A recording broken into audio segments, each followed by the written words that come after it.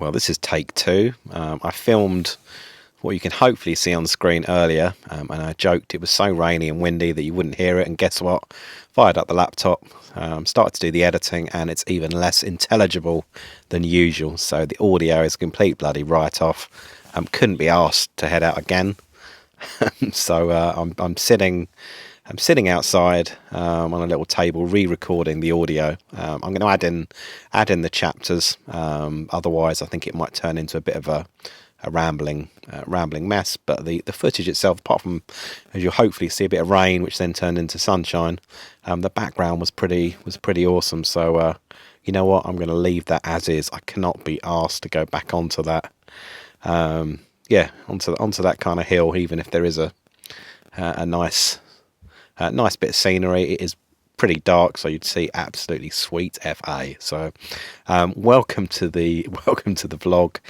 It's going to be a little hypnotic in places, a little bit random, as I kind of overlay various bits of footage and pictures and stuff like that. But unless things change radically, then I'm just going to keep the footage of me talking aimlessly into the microphone, not realizing that nothing has been recorded. So apart from the sounds of the wind on the hill. So hey ho. So what are we going to be covering today? It's mainly, I think I'm still calling it the vlog, but it's not really the playing and the listening. It's more around the event side. So we're going to cover off Blur or Wembley. We're going to cover off the Nottingham Expo. And we're going to cover off a trip to Zombieland to go and see Sega Zombie, and then finally at the end a few little pickups from where I am at the moment. So I'm actually outside Richmond, and that's Richmond, that's in Yorkshire. Staying here for a few days, a bit of a chill, bit of a holiday, and a relax. So I found a few pickups. So I'll come on to them at the end, and I did show them in the footage on a hill. So again, I'll try and sync it up somehow so that you can see what I show when I'm talking on the overdub. So it should be a giggle. But I mean, let's go straight into it. So first of all, there was Blur, and Wembley Stadium, absolutely friggin' awesome. Was fortunate enough, a good friend of mine who Ian, who first came across university, late 90s. Ended up living in a gaff with him and a few others in the third year. Similar kind of music tastes and all the rest of it. So he was fortunate enough to win a couple of tickets through Sky. I think that's Sky TV, bit of a lottery, and won 2 tickets to see Blur at Wembley. At the stadium. So he kind of messaged me and said, "Oh, you up for coming along? Now you remember you being a bit of a Blur fan," and I was like, "Hell yeah!" So went along, absolutely friggin' awesome. So it was a couple of Sundays back. They'd played on the Saturday, but I'd kind of stayed away from any kind of reviews, any spoilers, whatever. But I knew it was going to be a good gig. Odds were on it, to it being pretty fine, and it was excellent. It was pretty spot on. Exactly the same set list as the Saturday, apart from they added a Sunday themed track, which was Sunday. So got an extra tune as well. But they were on top form. Best described, I guess, as a kind of greatest hits. I'd say they played all of the hits, all of the tunes, some singles that didn't even make it onto some of the albums, such as one of my absolute favourites, Under the Westway. It was superb. A couple of new singles from the new album, Ballad of Darren. But that aside, yeah, it was just all of the best of the best hit. So they were awesome. I'm going a bit reverse order. So they were obviously headlining. Before them, there was Paul Weller. I've seen him a couple of times. It's going to be a bit of a miserable sodwa, but yeah, he was okay. I mean, he played. Would have loved if he'd played a few more jam songs. So he played Start, which is one of my faves. That's entertainment. He played some stuff off Stanley Road. And some of the subsequent albums, which to be honest I'm not massively into.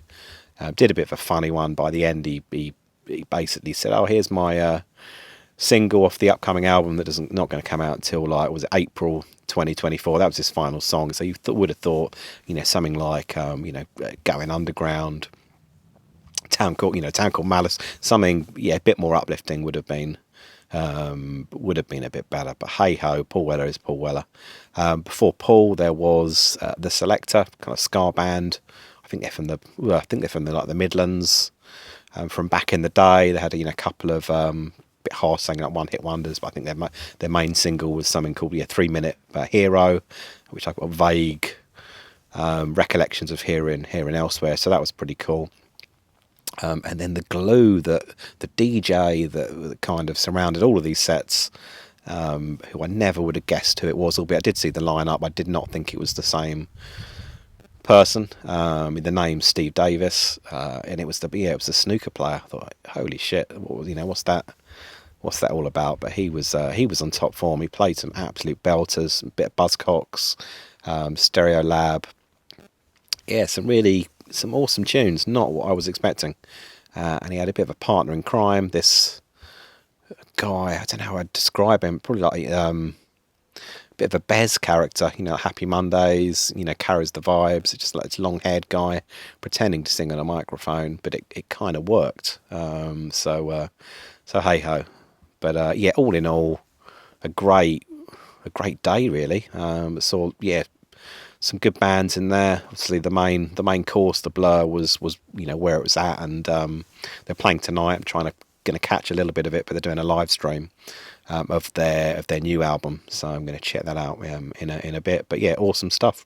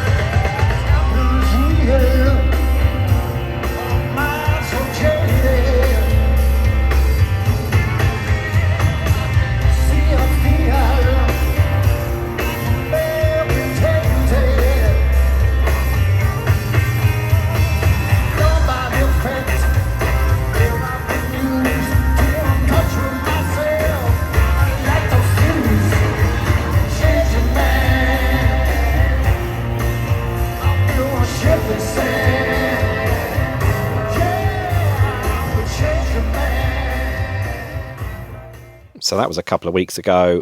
This weekend just gone, it was the Nottingham Expo, and I grabbed tickets for this as soon as they came on sale. I can't remember when that was, perhaps earlier on in the year. Anyway, as soon as they came on sale, I was all over it. Went to one last year that was pulled together by Al from Games Re-Up and James from It's Much More. And the original one was superb. The venue, wasn't kind of massive, but I guess they were testing the water. And they certainly, they were pretty. It was a great event, but any kind of feedback, they were eager to grab, and they kind of transformed that into what was the recent events. A bigger venue, a bit more central in in Nottingham. Kind of a biggish room that had a piece at the front for kind of panel discussions, Street Fighter 2 tournament. a few people from the industry, should we say, coming up. I think was it Bullfrog? So from Bullfrog Games, a few people from that particular company. There was there was vendors, people selling their wares, and it was cool. It really was good. But before we, I guess, jump in, I'll talk, who was there. Before we jump into that, I was lucky enough to, two key people really. The first one, Scott, so Scotty Too Hottie, the marathon gamer. He lives not far away from me, so we had a bit of a mission to drive up there. But I just swung by his after work on Friday, and I think it was riding a bit of a high, having some good banter with him, and not paying any attention whatsoever to my sat nav. So I think I missed every key road, and we had to do a little U-turn periodically. So I probably added some time to the journey. So missed the M25, which is kind of it's the road that the motorway, literally not far away from where I live. I don't think I've ever missed it in my life. Missed that.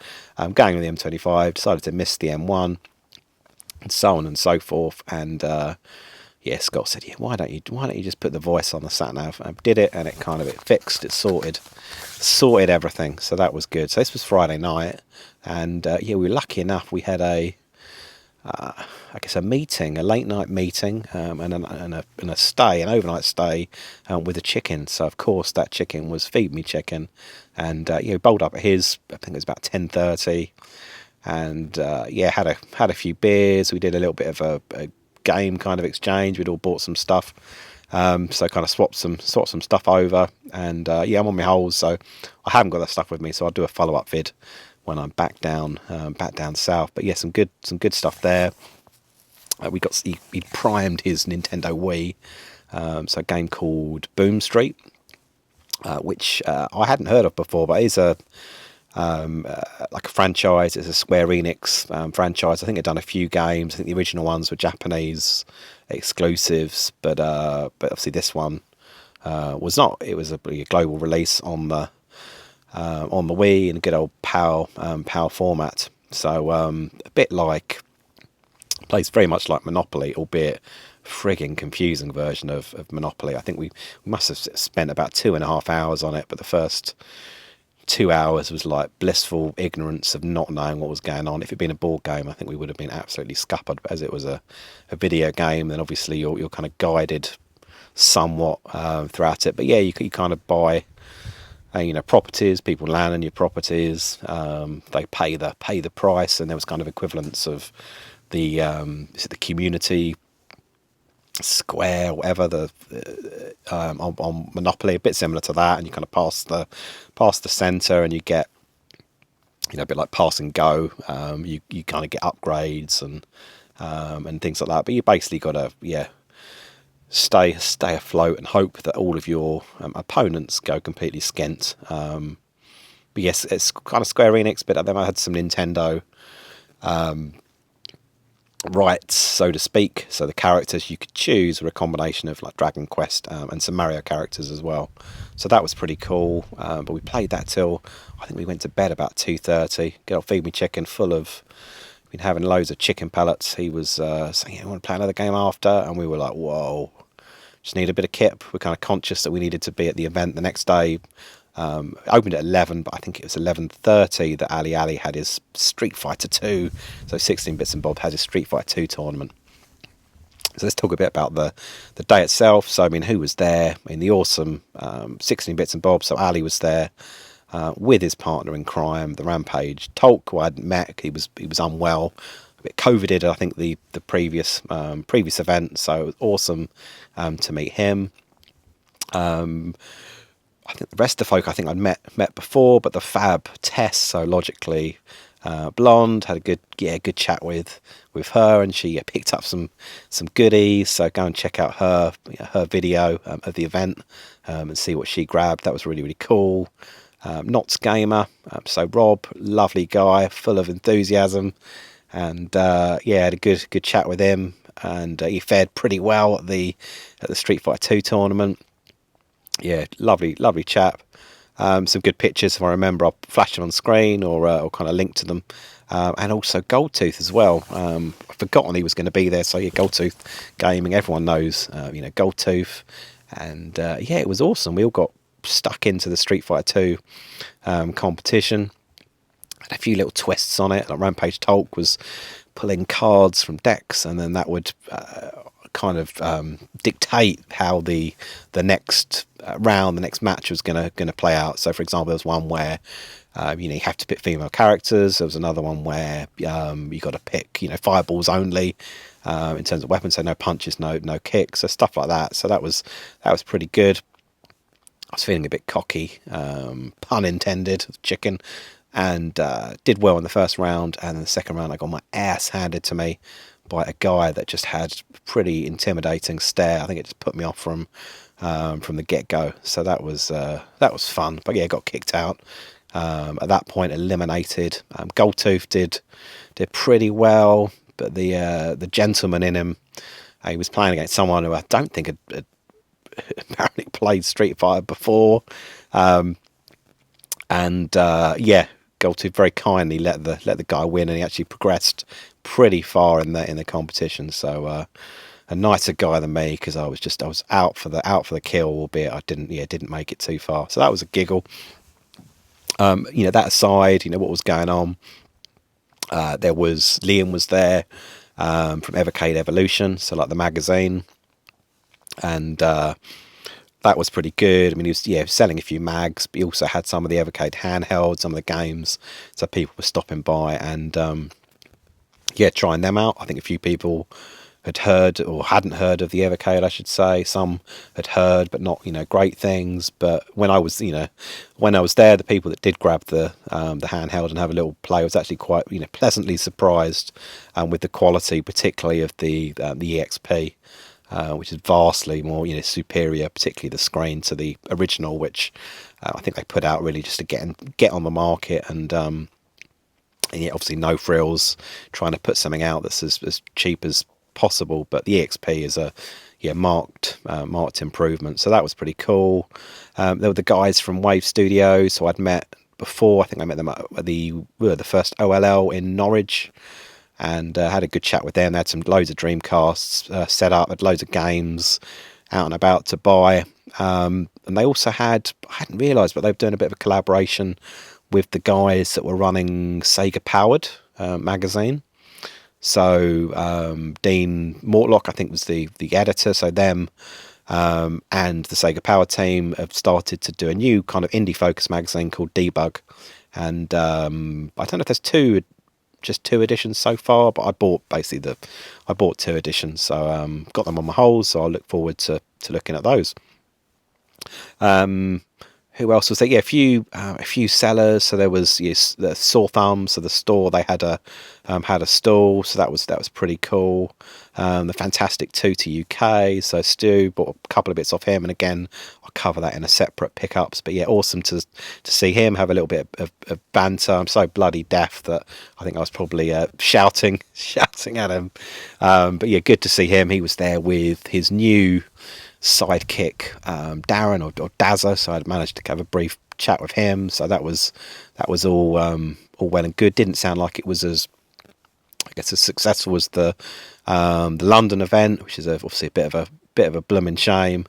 When I picked up with him, I'm trying to think, it's probably about midway through the event. So yeah, hopefully later on in the day things got a bit better for those guys.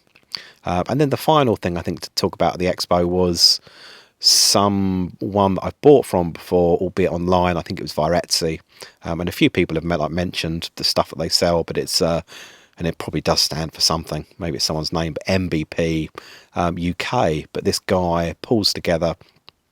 It is kind of custom manuals, mainly or maybe exclusively for Switch games, and he picks predominantly like first party games, so like Nintendo titles. But in this day and age, even if you get a plastic cartridge and a box, not by these bloody companies don't like to put their hands in their pockets and come up with instructions, so or manuals. So this guy does their bloody job for them, and he does it well. And I'd had an exchange with him a couple of weeks ago on Instagram, because I saw that he had some Tears of the Kingdom manuals, but at that time they were getting like reprinted. I didn't know he was going to be at Nottingham, but lo and behold, in one of the side rooms he was there, and had a really good chat with the guy. Bought I think about 3 or 4 in total, and got a nice discount I didn't ask for, but really was grateful for. And superb. So really recommend this. It was such good quality. Go and check them out. It's MBP UK, and like I say, they're on Etsy. I think it's a one person band, but this guy is awesome. Really cool. So that was the expo. So we left there about 3:30. Feeling a little bit peckish, and we dropped the feed me chicken off, and Scott and I probably should have gone home at that point, but no, we wanted to have an even cooler weekend than planned. So we actually ended up going from Nottingham.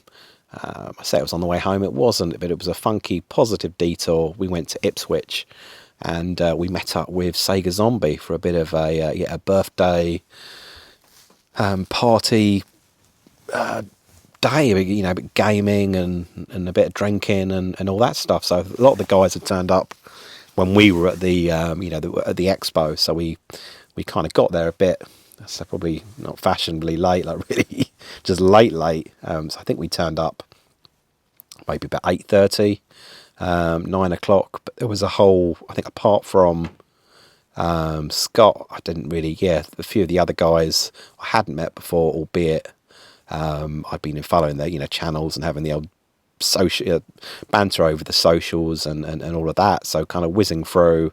Apologies if I've missed anyone, but there was Lee, the retro chef. So I've been on Swap Shop a few times, and had a few WhatsApp chats with him. Lovely guy, and been meaning to meet for a long time. And we got a good cuddle situation on the go, which was mighty fine. So that was cool. The only pants thing about it was there's a game that I've had for him, like a Wii U game, for a year and a half, and I think every time I think I'm going to catch up with him, I'll hand it over, and I left it in the effing boot. So Lee, next time I see you, I will remember to give you that game. But really cool to see the chef. And attempted a cuddle with the next guy, but he was way too big. So Rob, Champion 2D Rob, an absolute bloody gentleman, a gentle giant, and lovely to finally meet Rob. And we spoke about a few things about his murky past, things about his showbiz past that I wasn't aware of, which was really quite interesting. Off the back of that, we got stuck into a bit of X-Men versus Street Fighter.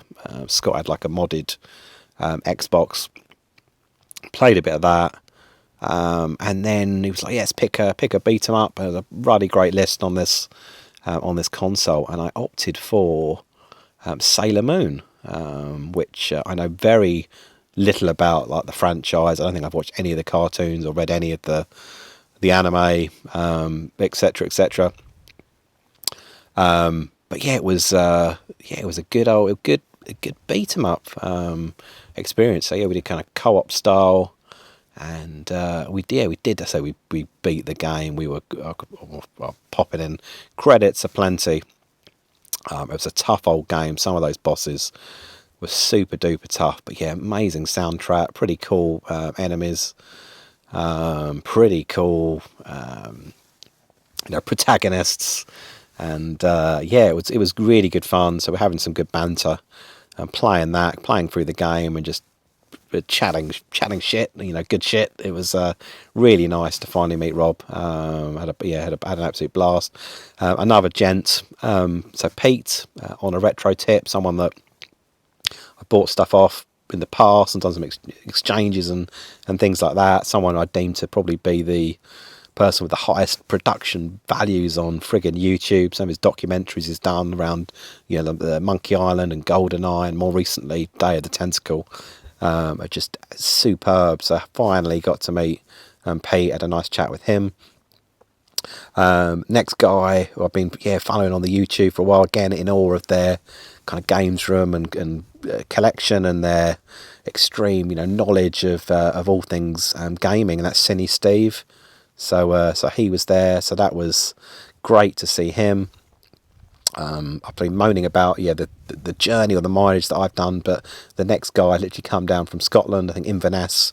Paul Retrobate, so that he was great to see him. Again, the only disappointment was I didn't see him with a big glass of red wine, or pint glass of red wine. I think he got through that, and he was just on the normal stuff on the beer. But really good to see him. And to be honest, the day I'm recording this, a couple of days after the event, I think he's still stuck down south. I think there's issues with his flights and all the rest of it. So yeah, hope he gets back okay to north Scotland. So crazy.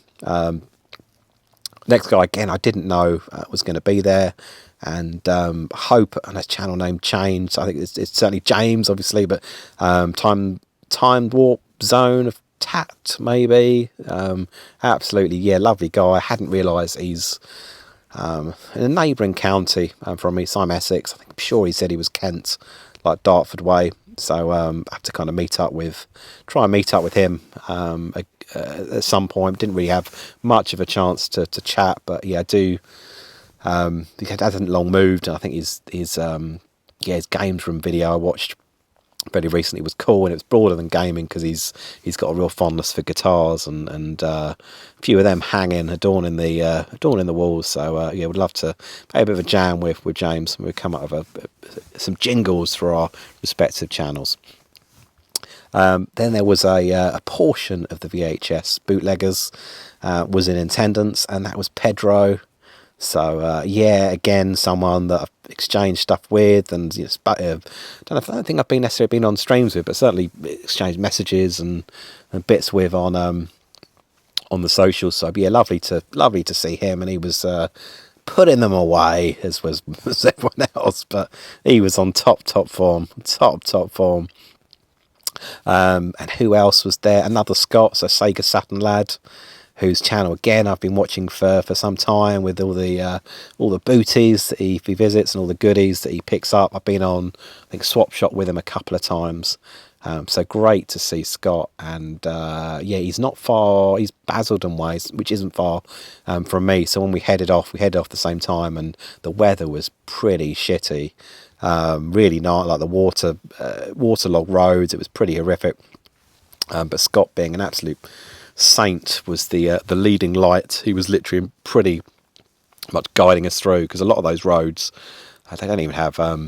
Everyone's trying to save bloody money, but street lights were off or not, non-existent. So to have someone to follow home for a chunk of it anyway was pretty useful. And two more mentions. The next one, Al, U-Star gamer. I know he's been a great mate, and also a very regular visitor to Scott's Retro Realm. And lovely guy, really top bloke. I think I've maybe sold him a couple of Wii U games when I was trying to whistle down a bit of my collection. So really cool to see him. And the final guy, I'm hoping I got his bloody name right, because it's going to sound awful if it isn't. But it's not a tuber. It was a good mate of Scott, and I said, "Where do you?" This is in Sega Zombie, Scott. I said, "Oh, where do you live? Where do you hail from?" I think he's literally just down the road. But I think his name was Dave. It could be Rodney, but no, I think it is Dave. But no, it's cool. We did a lot of gaming, and the arcades were there. I mean, Astro City was in the kitchen, so the chef was all over that, trying to get to shmup heaven. I had a couple of goes on Outrun, or the Outrun cab, I should say, but it had Chase HQ in it. I got to stage 3 a couple of times, and just could not, that bloody boss. I don't know if it's the Lamborghini, what the car is, but just couldn't do enough damage in the 60 seconds to get through to the next stage. But it was a good crack nonetheless. I traded it in to Scott a while ago, but like a Capcom stick he'd done, I think, like, I don't necessarily a mod, but like a bit of an upgrade on it, and it was just so much smoother. So Street Fighter 2 was playing for a chunk of the evening, and I had a tete-a-tete, one-on-one with Sega Zombie, and he beat me, but I think he was so bloody close, so close, almost, I'm sure, subconsciously I let him win because it was his birthday, but consciously I was gutted. But no, it was a good crack, it was good fun. And and that was that. So Scott, if you're watching, if you're listening, thanks a million. We had an absolute top time. Really grateful to have been invited, and glad we managed to squeeze in a hello towards the towards the end of the weekend. It was absolutely brilliant. And then so that night I think I got back about another 2:30, 3 o'clock in the morning, and then up early the next day because we've come up, me and the family, to Richmond, Yorkshire. So in this bit of a lodge. The weather has actually been pretty decent, albeit it was meant to piss it down a week. It's been all right up until the moment I did the filming, and then the heavens opened, which was nice. But got here on the, let's track of days, got here on the Sunday, but by the time we arrived, everything was shut. So we found I found a place that just does liquids as opposed to solids. So it was at Bargain Booze. I thought it was an independent place, but according to the missus, no, it's a northern chain. So got some good liquids from them, and then on Monday found a Tesco's, not too far away, about 15 minutes in Catterick, where the Catterick Garrison is where the army base is. Went in there, got a few bits, and then the cheeky retro person in me thought, I'll just see what is around, and lo and behold, and it's a bit criminal really, because I've been there a couple of times, haven't noticed. I've been to Tesco's a couple of times, haven't noticed, but next to it, if you're looking at it on the left, it's a CEX. So I had a little look in there, and if I can time it right, which I probably won't be able to, I'll put on screen. You'll see on screen what I bought. So I bought a Switch game, which I think a few people show it on Pick-ups. I don't know if it's going to be any good, but it was fairly cheap and cheerful. I think it was £8. But Ministry of Broadcast. It's a bit of a 1984 vibes to it. An absolutely beautiful GBA, Game Boy Advance game. So Donkey Kong, so DK, King of Cool. Game I'm not that familiar with, but I think it was £32, but like pristine, looks beautiful manual, box is spot on. I was chuffed to pick that up. And then the final buy, and again, ordinarily perhaps I wouldn't have grabbed it, but the price was good. Obviously CX price, but the kind of the quality of the item, and again the manuals, everything inside was spot on. But Silent Hill 2. So grabbed that. Obviously those, apart from the Switch game, the other stuff was in the glass in the cabinets, and far better than my local CX. Maybe there's just not the appetite for retro, or maybe I was just a bit lucky in terms of what they had. But a lot of the retro consoles I had a handful of games for, so it's better than what I'm used to seeing anyway. But got home. And that evening I thought, I'll have a little look through, Silent Hill, look at the manual and all of that, and opened it up, and one of the discs was missing, and the instructions.